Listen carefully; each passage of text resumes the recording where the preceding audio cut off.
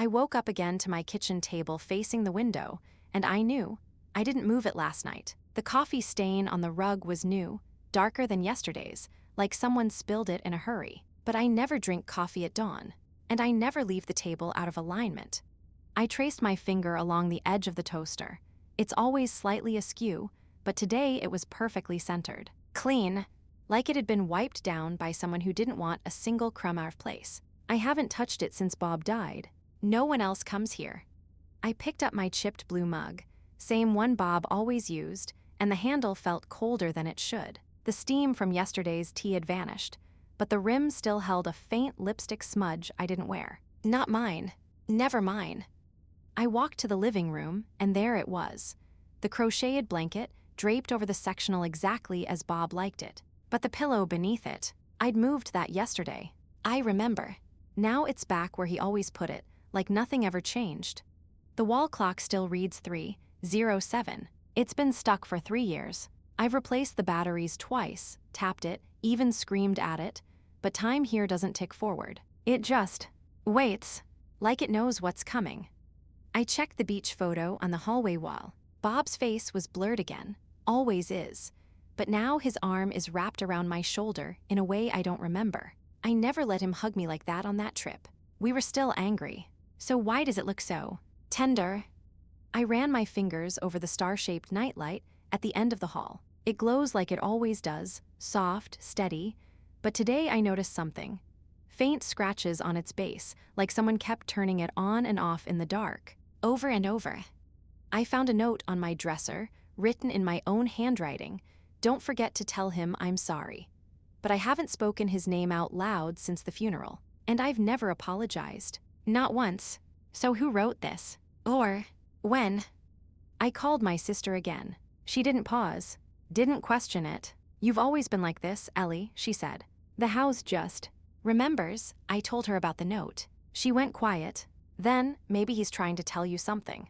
I opened the study door for the first time in years. Dust lay thick on Bob's desk, except one corner, where a single notebook sat perfectly clean, like it had been moved today. The cover was marked, for when you're ready to hear me again. I opened the journal. The first page was dated, day 1 of loop. He wrote in his usual scrawl, calm, precise. If you're reading this, you've woken to a changed house again. That's not your memory failing. It's mine. I recorded every moment from my last day.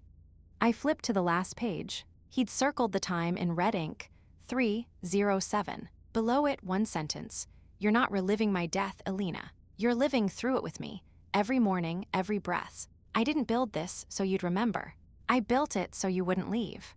I traced the edge of the journal with my thumb, my missing pinky caught on the spine, just like it did when Bob used to hand me coffee in bed. I remembered him saying that day, don't rush the quiet, but I never knew he meant it as a warning. The clock upstairs still ticks backward. I walked back to the kitchen, still facing the window, and stared at the toaster. It was perfectly aligned now, not askew. That's when I saw it, a single crumb on the counter shaped like a heart. Bob always made toast wrong, never cleaned up. He'd never let me fix it, unless he was trying to say goodbye. I picked up the chipped blue mug, the one he always used, and held it to my lips. Cold, but I swear, just for a second, steam curled from its rim like someone had sipped from it minutes ago. The magnet with our anniversary card was now facing inward. We never did that. He said the outside needed to be seen. I checked the beach photo again. His face was still blurred, but now, just under his chin, there was a smudge. Not dirt, ink, a tiny fingerprint. I'd never touched that frame with my left hand, not since the accident, and yet, it matched mine exactly. I went to the star-shaped nightlight at the end of the hall. Its glow had always been steady, until now. It pulsed, once, twice, like a heartbeat. I pressed my palm against it, and the carpet beneath my bare feet felt warm, just like it did that morning, when Bob kissed my ankle before he left for his final scan. I followed the warmth down the hall to his closet. Inside, hanging untouched for 3 years, was his coat, still smelling faintly of rain and coffee grounds. And in the pocket, a folded slip of paper with my handwriting. He's not gone if I keep the house alive. I never wrote that, but it was mine. All of it. I unfolded the paper. The ink was smudged, not by tears, but by sweat. I remembered that morning. He was shaking as he held my hand in the car.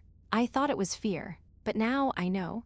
He was holding on to this moment, recording every breath so I wouldn't forget how he loved me even while dying. I went back to the living room and sat where he always did, on the crocheted blanket's edge. The clock still read 3:07. I reached for the remote, turned on the TV, not to watch anything, but to hear his voice from last week's recording. And there it was, his laugh, right after the static. He never recorded that. I didn't turn it off. I let his laugh play again, twice, then 3 times. Each time, the coffee stain on the rug shifted slightly, closer to where he used to sit. He wasn't replaying his last day. He was trying to rebuild it around me. Every morning, I'm not waking up alone. I'm waking up in his final hour. I stood up and walked to the window. The oak blinds were half closed, just like they were when he asked me to close them before the hospice nurse came. I pulled them all the way open.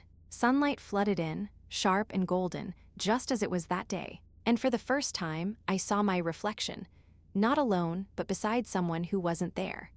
I turned around. No one was there, but the chipped mug on the table. It had steam again, and beside it another note, this time in my handwriting, but fresh, wet ink. It's okay to let go now. I didn't write that today, but he did.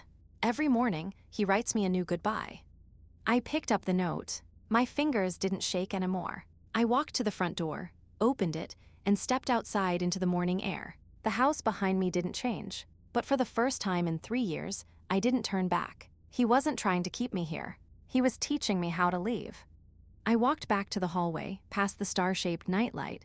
It still glowed, steady as a heartbeat. I stared at the beach photo, and for the first time, I noticed his hand was on my shoulder, fingers curled just like he used to when we stood too close in pictures. He wasn't fading. He was holding on.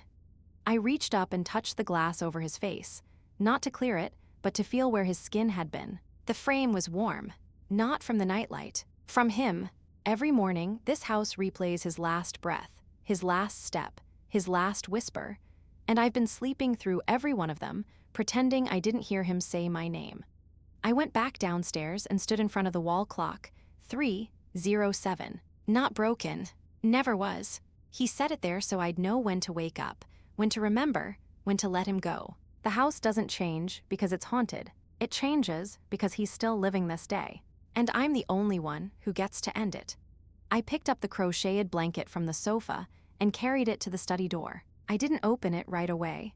I just held it like a shield, like he'd once held me when the pain got too loud. He built this machine not to trap me in grief, but to teach me how to carry him without breaking. I turned the knob. The room smelled like his cologne, old sandalwood and rain. On his desk, a single USB drive labeled Alina's last day. Next to it, a small speaker humming softly, the house's core. It didn't need power from the wall. It ran on love. And now, I was its only battery. I plugged in the drive. The screen flickered to life, not with code or graphs, but with video.